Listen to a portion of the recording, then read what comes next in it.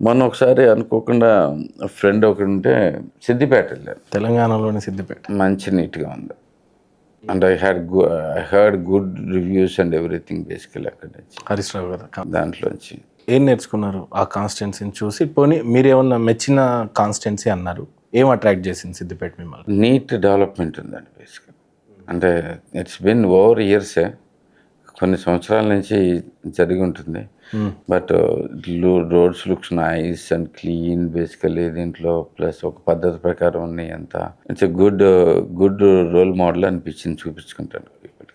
ఇండియాలో బేసిక్గా మనం చూసేది అదర్ కంట్రీస్, డెవలప్డ్ కంట్రీస్లో చూసింది ఇక్కడ చూడండి ఏదన్నా ఉంటే ups and down governments. 5 years ఇతను ఉండటం, అది ఎమ్మెల్యే కావచ్చు కాన్స్టిట్యున్సీలో, లేదా సీఎం లెవెల్లో కావచ్చు. పద్దాక ఎలక్షన్స్ రావటం, ప్రతిసారి అబ్స్టకిల్స్ ఉండే, ఒకసారి ఎమ్మెల్యే మీరు, ఇంకోసారి ఇంకొకళ్ళు ఉండటం.